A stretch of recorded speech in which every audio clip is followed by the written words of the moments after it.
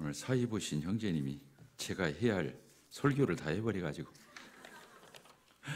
예. 저희 이제 캠핑장이 거의 막바지 99% 끝난 것 같아요.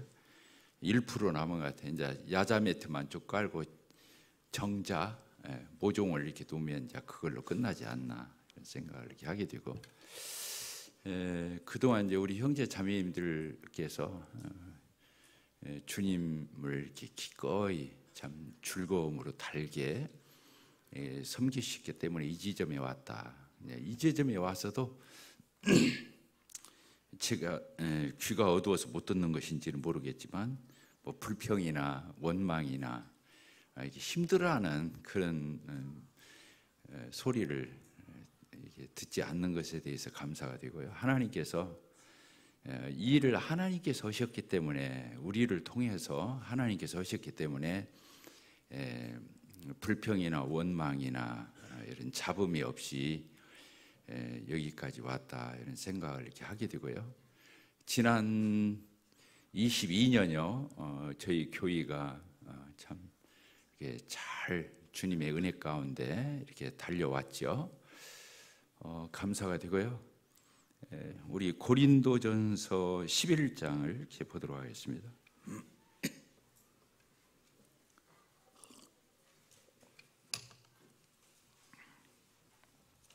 고린도전서 11장 1절부터 읽겠습니다.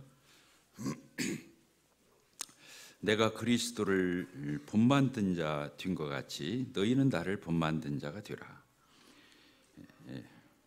너희가 모든 일에 나를 기억하고 또 내가 너희에게 전하여 준 대로 그 전통을 너희가 지킴으로 너희를 칭찬하노라. 이렇게 되어 있습니다.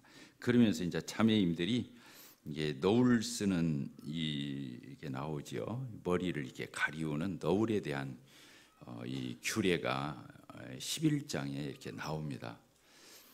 그 고린도 교회가 이렇게 하나님의 이렇게 말씀을 이렇게 순종하는 이런 모습을 보면서 바울 사도가 너무 흡족해서 그건 잘하는 거다. 자매님들이, 여자들이 교회 안에서 너울, 이 머리를 가리우는 것은 참 너무 잘한다, 이렇게 칭찬하는 그런 표현을 쓰고 있지 않습니까? 저도 지난 22년 생각해보고 이번에 캠핑장 이렇게 하면서 우리 교회를 여기까지 인도하시는 하나님께 모든 영광을 돌리고요. 우리 형제 자매님들에게는, 우리 성도님들에게는 정말 이 말씀대로 정말 칭찬하고 싶습니다. 여기 보니까 칭찬한다는 말이 써 있죠. 너희가 지킴으로 너희를 칭찬하노라 이렇게 써 있는데, 정말 우리 형제 자매님들을 이렇게 박수 쳐주고 등이라도 이게 따뜻거리면서 수고했다고 칭찬해주고 싶은 그런 마음입니다. 이제 이게 지금 너울 쓰는 것 때문에 이게 써 있는 거잖아요. 이 외국에서는 꼭 너울이라는 표현을 쓴 건 아니죠. 여기 제목에 보면 여자가 머리를 가리는 것 이렇게 써 있지, 너울이라는 말, 스카프라는 말은 안 써 있어요. 그러니까 어쨌든 자매님들은, 여자들은 머리가 길지요, 남자에 비해서. 저도 지금 머리를 짧게 깎고 올라와 있지 않습니까? 근데 우리 자매님들은 짧아봤자 길어요. 그래서 어쨌든 여자는 그 여자의 표시가 머리카락을 보면 제일 먼저 나타나는 거 아니겠습니까? 그래서 왜 머리카락이 길죠? 여자들이 긴 머리가 있는 이유가 뭐예요? 이 두상을 가리운다는 의미가 있다는 거예요. 머리카락이 긴 머리가 긴 머리카락이, 이 헤어, 긴 머리카락이 이 두상을, 머리를 가리운다는 거예요. 그래서 여자라는 그 표식이 된다는 거, 그런 거 아니겠습니까?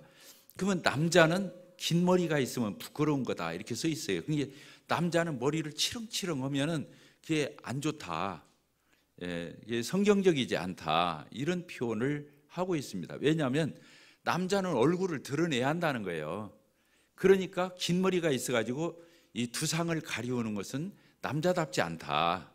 남자는 머리가 짧아서 얼굴과 이 두상이 좀 상쾌하게 드러나야 되고, 여자들은 짧으면 안 되고 긴 머리가 있어서 이 두상을, 이 머리를 가리우는, 이 머리카락이 가리우는 게 너무 합당하다, 이런 표현을 하면서 고린도 교회가 그렇게 하는 것에 대해서 칭찬했어요.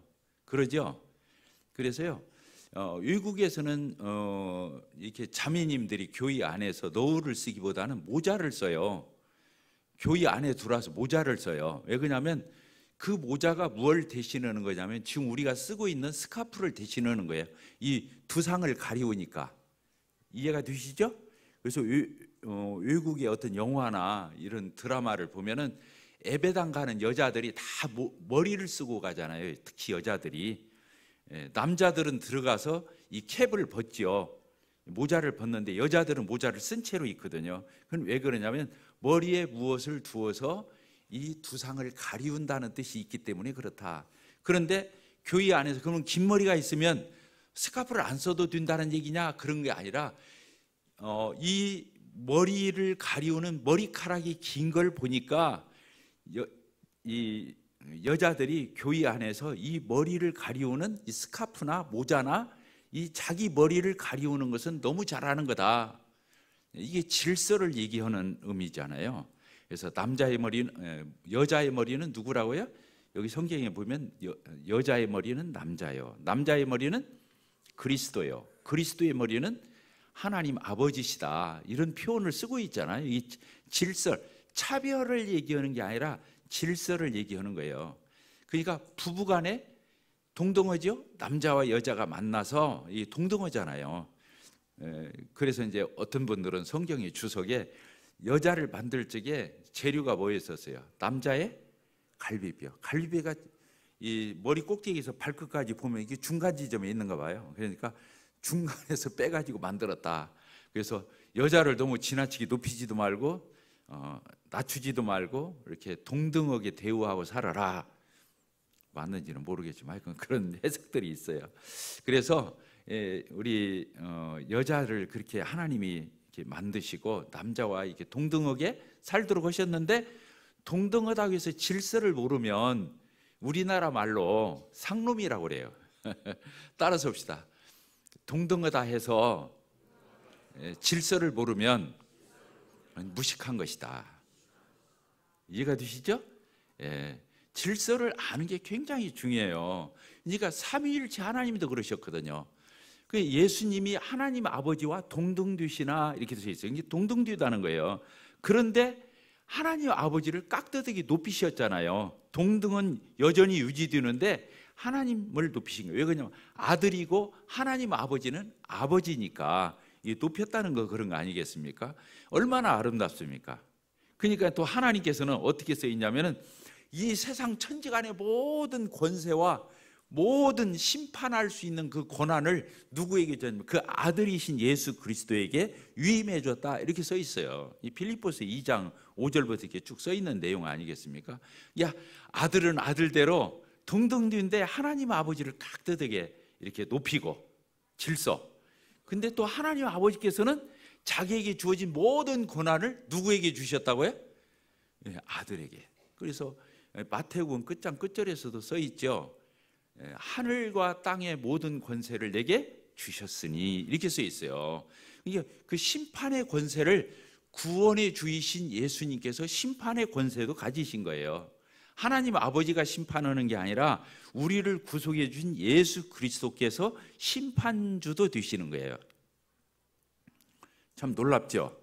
그러니까 예수님이 처음에는 우리를 구원하시기 위해서 구원주로 오셨지만 예수님이 재림하셔서 다시 오실 적에는 구속주로 오시는 게 아니라 구원주로 오시는 게 아니라 심판주로 오시는 거예요. 이걸 우리가 알아야 하는 거예요. 저 세상에 있는 사람들이 그걸 모르는 거죠. 모르는 거예요. 예수님이, 우리도 성도들 가운데도 그럴 수 있어요.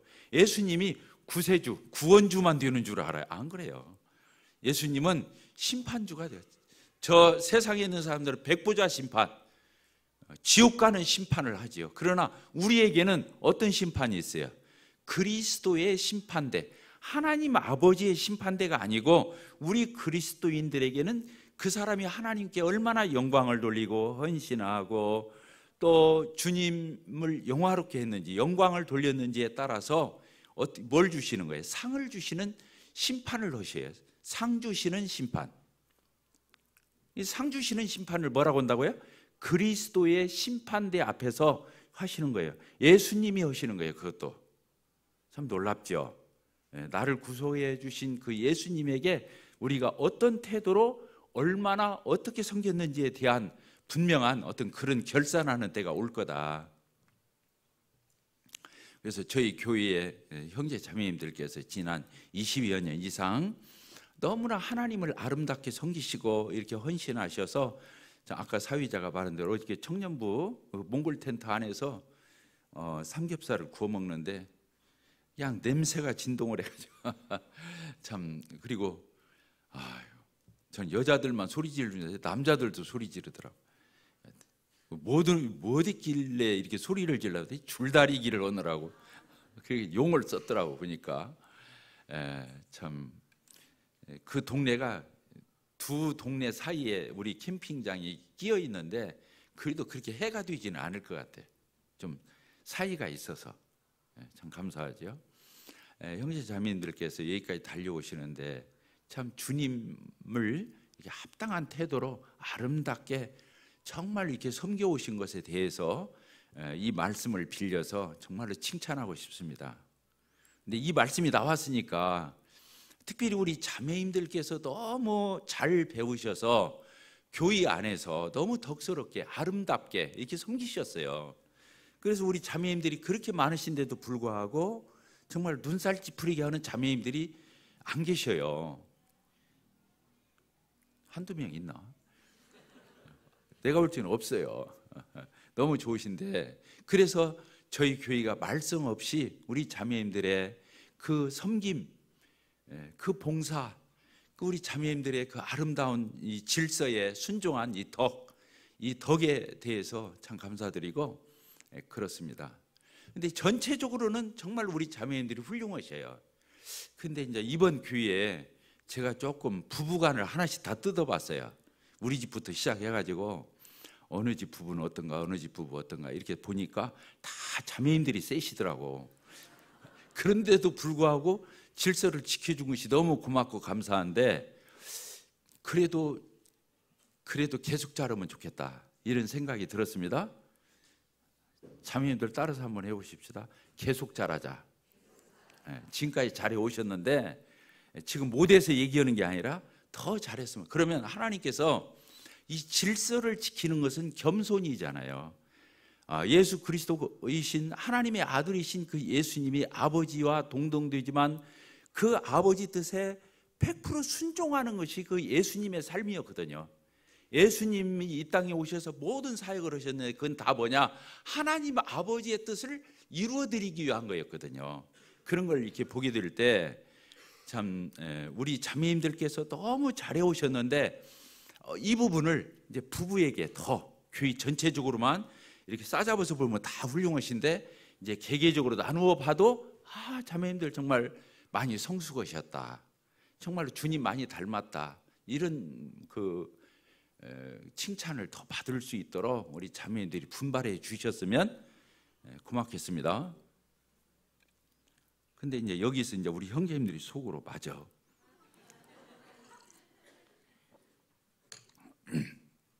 그러실 것 같아요. 근데 그러면 안 돼요. 자매님들에게 순종을 하고 복종을 하고 순복을 하고 이렇게 하기 전에 형제는 형제다워야 되는 거예요.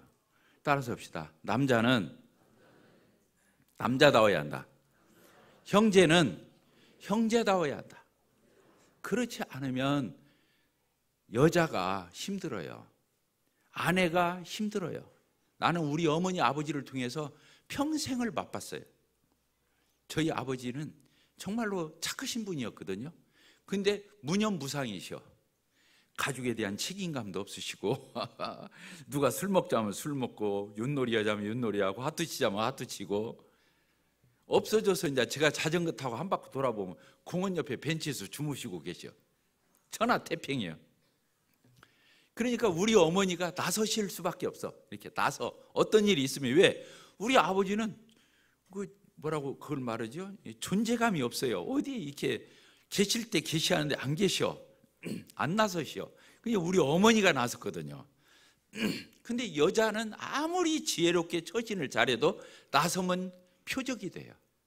그래서 다른 사람에게 이렇게 흉이 되고 해가 되고 그 해를 당하는 거예요, 여자가.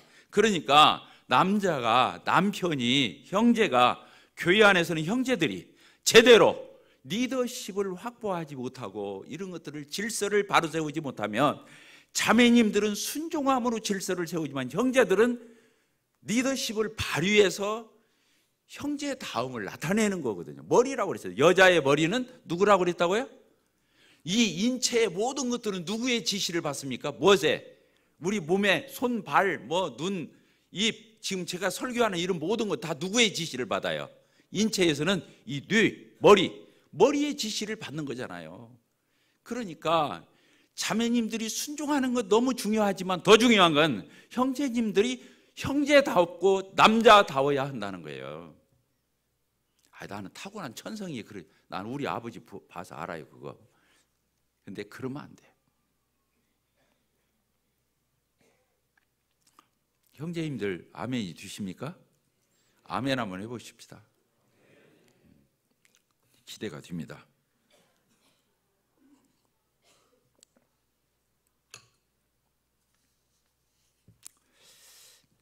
그리고 이제 저희 17절을 보십시다. 17절.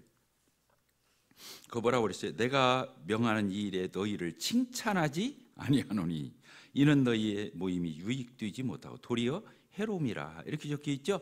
그 다음에 뭐가 나오냐면 성만찬에 대해서 이렇게 쭉 나와요. 끝절까지. 그런 걸 보면 고린도 교회는 이 너울을 쓰면서 교회 안에 남녀 간의 질서, 형제와 자매 간의 질서가 세워진 것에 대해서는 칭찬했는데 성만찬은 좀 오류가 있었던 거예요. 그때는 식사와 이 만찬 예배가 같이 겸해서 있었기 때문에 먼저 와서 싹 먹어버리고 나중에 온 사람 먹을 게 없어.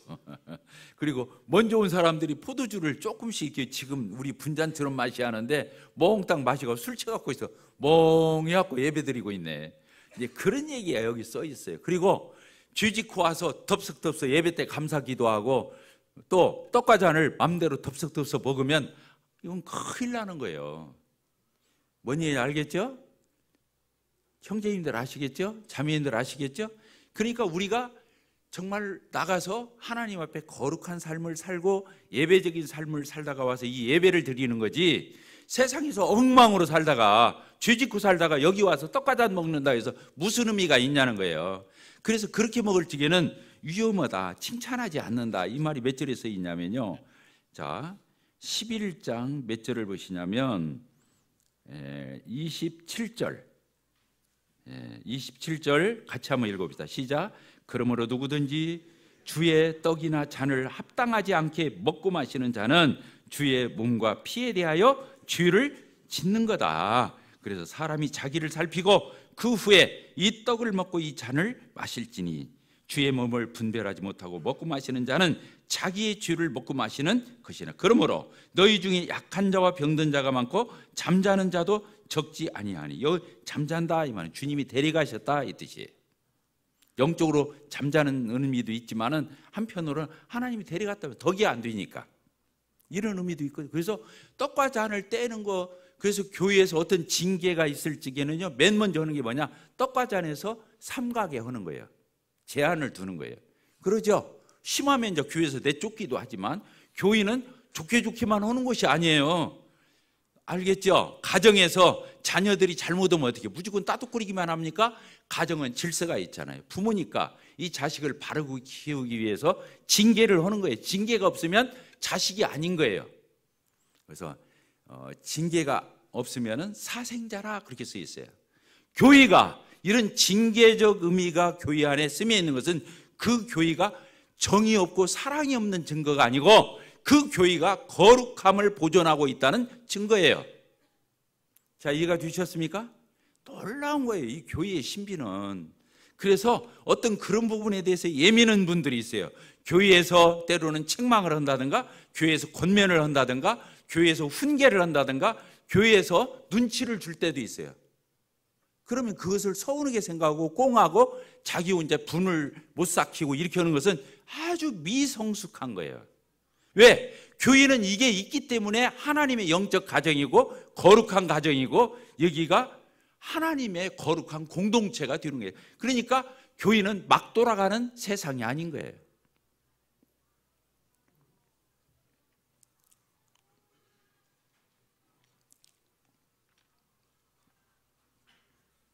자, 우리 또 한 구절을 읽도록 하겠습니다. 구약성경입니다. 에스더서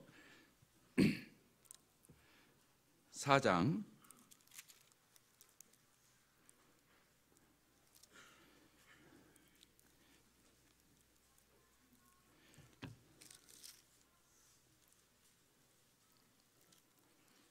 4장 13절을 읽겠습니다.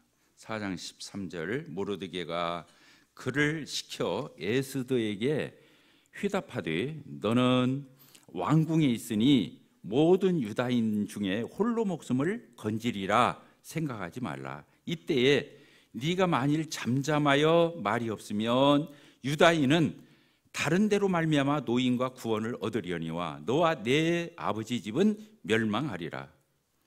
같이 읽겠습니다. 시작. 네가 왕후의 자리를 얻은 것이 이때를 위함이 아닌지 누가 알겠느냐 하니 에스더가 모르드게에게 회답하여 이렇게 써 있죠. 이게 무슨 얘기냐면 에스더서를 읽으면 정말로 재밌어요. 이 에스더서를 이렇게 읽어보게 되면 이 임금 이름이 뭐죠? 아하수에로지요. 아하수에로 아하하고 수에로예요. 근데 이 왕이 있었는데 와스디라는 왕비가 있었어요. 와스디. 근데 그 왕비가 그 왕비로서 왕에게 깍듯하게 아까 질서 얘기했잖아요. 아무리 왕비라 할지라도 왕에게는 품위 있게 돼야 되는데 왕이 청을 하는데 거절을 했어요. 그러니까 그 많은 사람들 앞에서 왕이 우세를 당했어요. 왕이 삭히지를 못하는 거예요. 그래서 비서한테 말을 해가지고 왕비를 어떻게 하면 폐위할 수 있는지 절차에 대해서 한번 알아봐라. 그러니까 이렇게 저렇게 하면 됩니다. 하니까 그냥 바로 그 와스디라고는 왕비를 폐해버렸어요. 그리고 누가 왕비가 됐죠? 그 와스디 대신 이 에스더라고는 여자가 유대인이에요. 여기 보면 유다인이에요. 유다인. 그러니까 그 아하수에로라고 하는 이 왕국에 포로로 집해갔었는데 그 포로된 그 여자들 중에서 당첨이 돼가지고 이 에스더가 왕비가 된 거예요. 유다인인데. 그런데 이 에스더를 누가 키웠냐면 부모님이 안 키우고 삼촌이 키웠어요. 삼촌 모르드게라고는 삼촌이 이 에스더를 양육했어요. 어려서부터 이렇게 양육을 했어요. 그래가지고 왕비가 됐는데 이 모르드게가 심지가 아주 대단한 사람이에요. 그러니까 이 모르드게가 하만이라고는 아주 총리 대신급의 아주 그 권력자가 있었는데 왕 밑에 권력자가 있었는데 이 사람이 지나가면 사람들이 다 절을 해요. 마치 저기 우상에다 절하듯이. 그런데 이 모르드게는 죽어도 절을 않는 거예요. 무릎을 안 꿇어. 그러니까 이 모르드게가 누구한테 찍혔냐면 하만이라고는 이 영의정, 지금으로 맡으면 국무총리한테 찍힌 거예요. 그래서 이제 이 하만이 절차를 밟아요. 왕에게 잘 말을 해가지고 공표를 내려가지고 왕의 그 신상에 절하지 않는 사람, 이런 사람들은 이제 처단을 하기로 했는데 유대인들은 다 절을 않거든. 하나님, 여호와 하나님을 믿으니까. 그래서 빌미를 잡아가지고 유대인을 다 죽이기로 이렇게 하고 자기 집 마당에다가 아주 높은 장대를 하나 만들어 놔요. 거기다 누구를 매달으려고. 유대인 중에서도 정말로 자기에게 찍힌 그 미운 털백인 모르드게를 매달기 위해서 이 하만이 자기 집에 마당에다가 큰 장대, 높은 장대를 하나 준비해 놓거든요. 그러니까 이 사실을 알았어요. 모르드게가. 그리고 유대인들이 알았어요. 이제 유대인도 다 죽고 이 모르드게도 죽고 누구만 살판 났냐면 왕궁의 왕비인 이 에스더만 살게 되어 있어요. 그러니까 이제 이때 나온 말이에요. 모르드게가 직접 만나서 말은 못하고 사람을 중간에 이 메신저를 해서 주었어요. 그 에스더한테, 자기 조카지, 왕비지만 자기가 평생 키운 조카예요. 그 에스더한테 전달을 하라고, 전원 말을 전달해 주라고. 뭐라 했냐면, 다른 사람들 다 죽을 수 있다, 유대인들이 다 몰살할 수 있다, 하나도 안 삼고 다 죽을 수 있다. 그러나 그렇지 않다. 하나님이 절대로 그럴 리가 없다.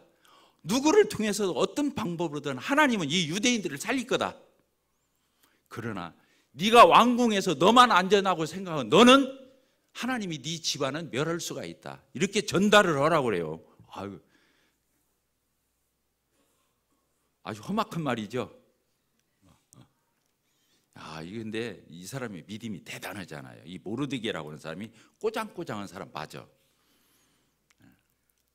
그러니까 에스더가 이 말을 듣고 왕한테 나가면 죽거든요.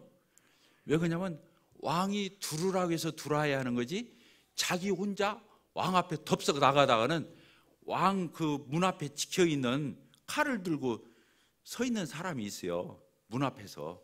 그래서 아무라도 왕궁 임금의 그 존전 앞에 나가려고 하는 사람은 그냥 바로 쳐 죽여요. 이유를 불문하고 즉시로 쳐 죽이게 돼 있어요. 그러니까 왕비라 할지라도 무조건 들어가면은 그냥 죽는 거예요. 이해가 되세요? 근데 이 에스더가 여기서 뭐라고 말하냐면, 내가 죽으면 죽으리라. 왕 앞에 나가서 이 사실을 알려야 되는데 왕이 두루라기사 들어가는 게 아니고 지금 자기가 이제 뛰쳐 들어가야 되는 거예요, 왕 앞에. 그런데 죽을 복 잡고 들어간 거예요. 근데 왕이 에스더가 저 문 앞에서 얼씬하면서 두르는 즉시 왕이 호를 내미는 거예요. 홀, 자기 쥐봉을 이렇게 내미는 거예요. 그러니까 이 쥐봉을 내밀으면 들어와도 괜찮다는 뜻이에요. 그러니까 이 봉을 안 내밀었으면, 호를 안 내밀었으면 이 에스더 왕비가 죽게 돼 있어요, 즉사. 그런데 얼씬 오고 들어오는데 바로 왕이 호를 내미는 거예요. 이게 하나님이 하셨다 그 말이에요, 이게. 그래서 에스더가 이만저만 해가지고 어떻게 합니까?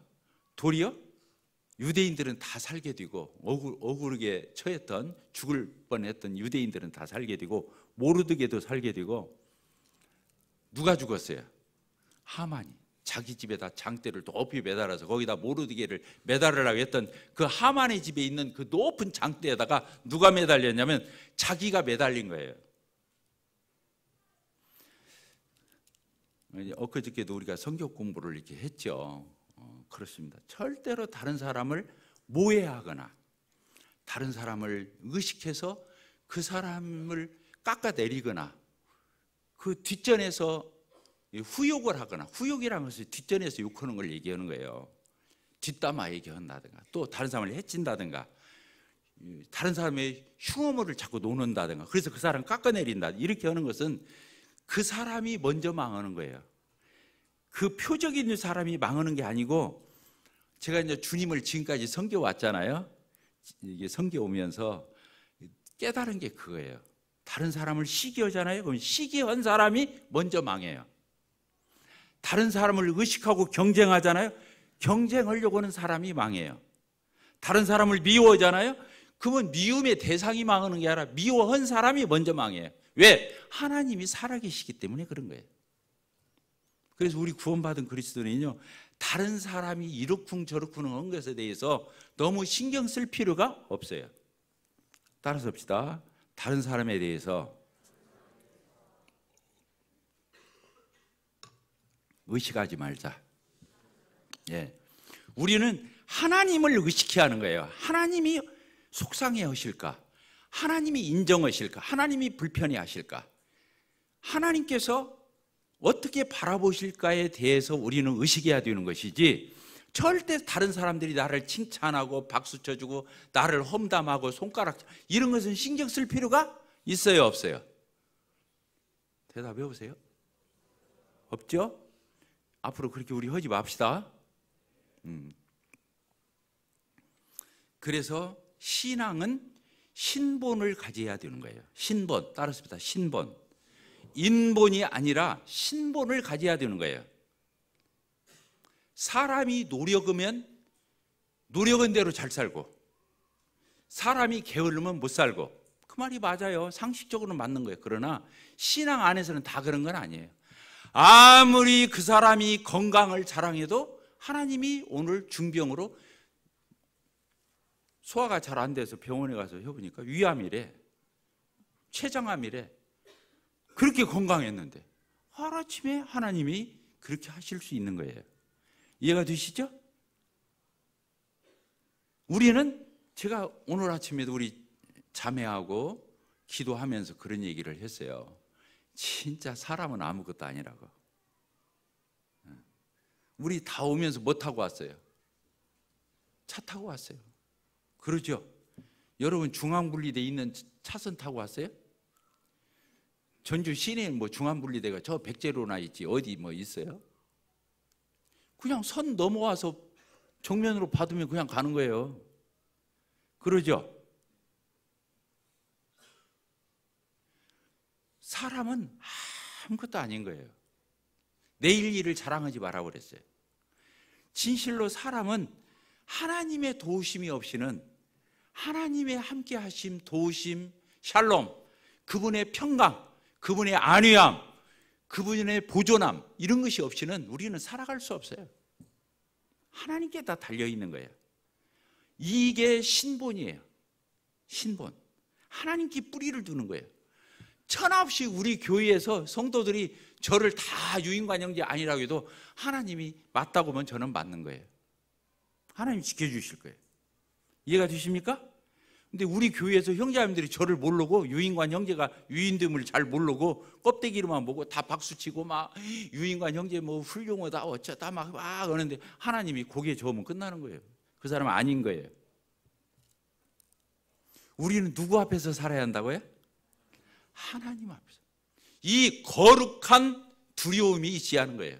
따라서부터 성도는 거룩한 두려움이 있어야 한다. 그래서 사람 앞에서 행동하는 게 아니에요. 사람에 따라서 일이 일비어지는 게 아니에요. 하나님 앞에서 우리가 호람되어요. 그렇게 사는 거예요. 우리 모두가 그렇게 됐으면 좋겠어요. 예.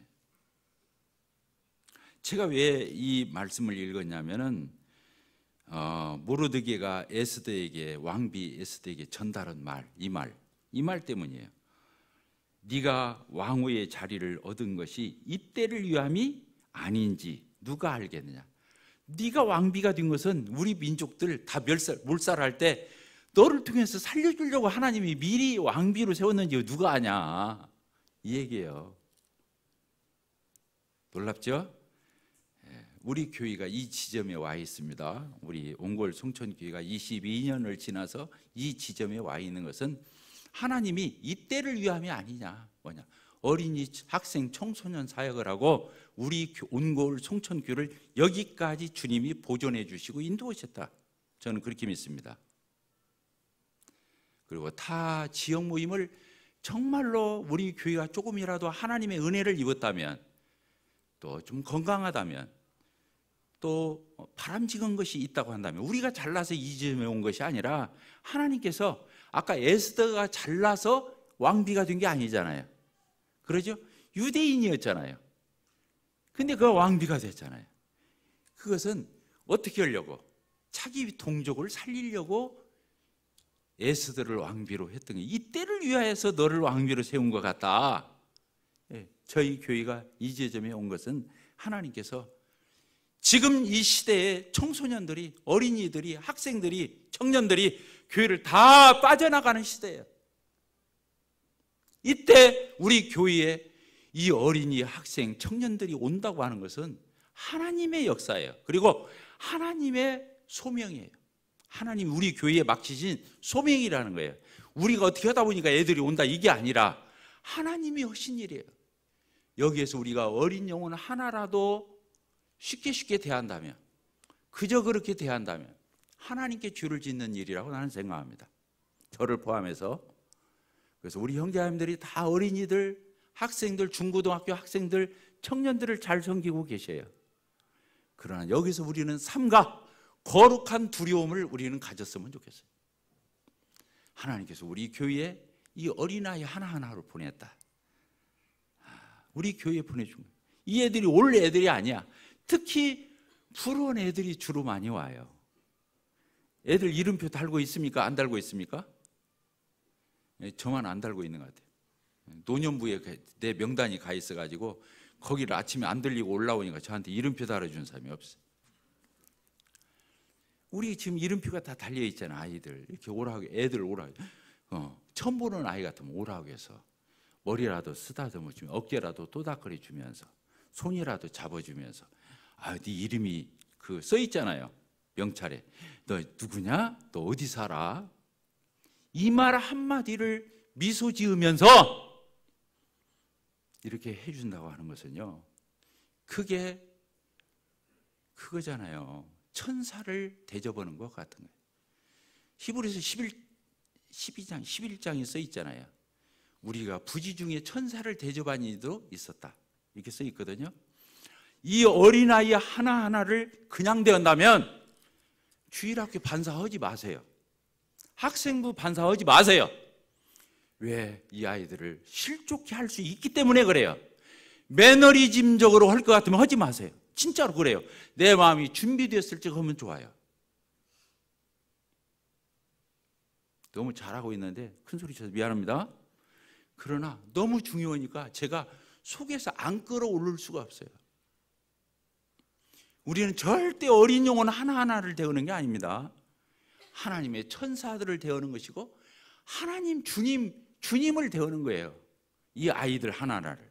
그게 신앙이에요. 신앙은 하나님의 마음을 내가 품는 거예요. 하나님의 마음을 품고 그렇게 행동하는 게 신앙생활인 거예요. 교회 왔다 갔다 하면 뭡니까? 어느 부서에 소속해서 봉사하면 뭡니까? 마음의 태도가 전혀 아닌데. 아니잖아요. 그건 종교생활이에요. 정말 우리가 잘하고 계신데 이제 매너리즘에 우리가 빠질 수도 있어요. 하다 보면. 우리 그렇게 하지 맙시다. 마음을 따릅시다. 마음을 새롭게 하자. 하나님 앞에서 마음을 추스리는 거예요. 사람 앞에서 내가 결심을 다시 하는 그런 거 말고 그건 얼마 못 가요. 하나님 앞에서 옷을 여미는 거예요.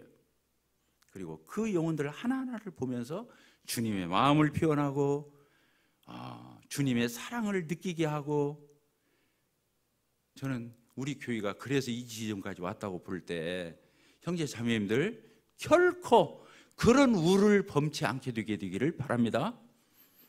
그러죠? 그래서 우리가 우리 교회에 오는 아이들, 형제자매들이, 애들이 이 머리카락이 맨들맨들해. 하도 만나는 형제자매들마다 쓰다듬어 가지고, 대머리 되면 안 되지만 아재 개그예요 그게.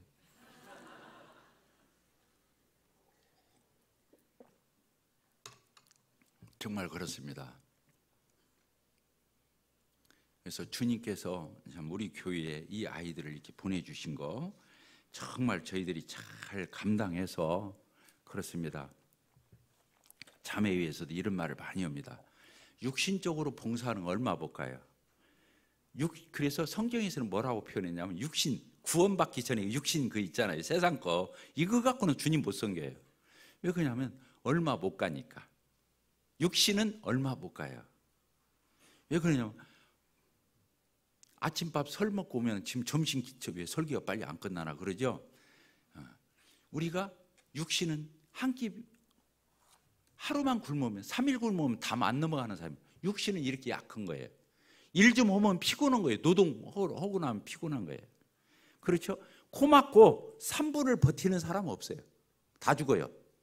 인간이 이렇게 약한 거예요. 인간의 육신은 대단한 것 같으면서도 약한 거예요. 그래서 육신으로 하나님을 섬기면 안 되는 거예요.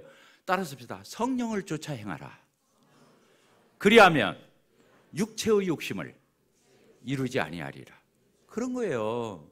그래서 육체는 뭐라고 하냐? 성경이 갈라디아서 5장에 보면요, 육체가 맺는 열매들이 쭉 써야 돼. 근데 열매라고 않고 육체의 일 그렇게 써놨어요. 육체의 일, 마치 노동과 같은 거예요. 육체로 하는 것은. 근데 성령은 성령의 일 이렇게 안 써놓고 성령의 열매, 이렇게 열매는 저절로 맺으니까, 지가 잘나서 맺는 게 아니라 가지가 나무에 붙어 있으면 그 가지에서 열매가 맺는 거예요. 그러니까 열매로 피우는 거예요.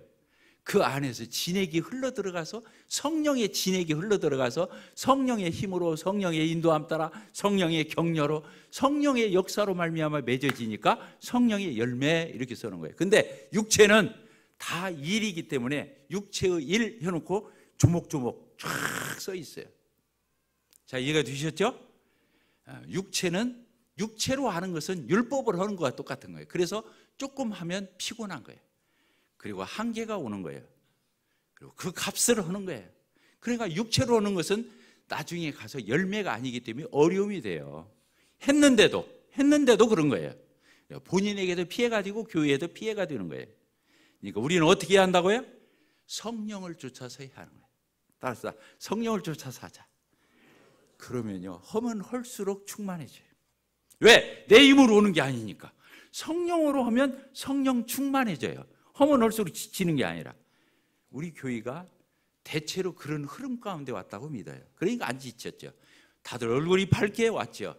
그래서 성령으로 하느냐 육체로 하느냐, 이것은 상당히 중요한 것이고, 주도 면밀한 분별력이 필요한 거예요. 육체로 하는 건지 성령으로 하는 건지 알 수 있죠. 그래서 우리가 구원받자마자 하나님은 우리에게 뭘 주셔요? 성령을. 그래서 주신 거예요. 성령으로 살으라고, 성령으로 섬기라고, 성령으로 열매를 맺으라고. 다 그게 그리스도의 성품을 얘기하는 거예요. 주님 닮는 게 그걸 얘기하는 거죠. 그렇습니다. 참 지금까지 우리가 이렇게 잘 해오고 계신데, 서로 시기하거나 다투거나 또 어떤 그런 육체적인 어떤 그런 거, 정말 그 하나님이 우리 중심을 아시잖아요. 우리 속을 다 들여다보시잖아요. 아닌 건 아닌 거예요. 껍데기로 아무리 그럴 척해도 아닌 건 아닌 거예요. 이해가 되시죠? 그래서 마음으로, 중심으로 진실하게 참되게 하나님을, 성령님을 쫓아서 섬길 때 하나님이 영광을 받으시고, 우리는 정말로 보람된 그런 하나님의 어떠함을 맛보는, 경험하는 그런 복된 우리가 될 것으로 믿습니다. 기도하고 마치겠습니다. 하나님 아버지, 감사와 찬양과 영광을 하나님 앞에 올려드립니다. 지난 세월 하나님께서 우리 온골 송천교회를 축복하시고 한량없는 은혜를 베풀어 주신 거 감사합니다. 지금까지 올 수 있었던 것은 저희들이 뛰어나서가 아니라, 저희들이 유능해서가 아니라, 저희들에게 무엇이 있어서가 아니라 하나님께서 공급하시고 채워주시고 임재와 역사였기 때문에 이 자리에 온 것을 기억합니다. 함으로 모든 영광을, 자랑을 하나님 앞에 돌려드립니다. 주님의 몸된 온골 송교회가 다시 한번 질서 가운데 겸비하게 순종함으로 하나님 앞에 다시 한번 모든 영광을 돌려드릴 뿐만 다시 한번 부흥의 날개를 다는 하나님의 칭찬을 듣는 그런 교회로 세워가 주십시오. 예수 그리스도의 이름으로 기도합나이다. 아멘.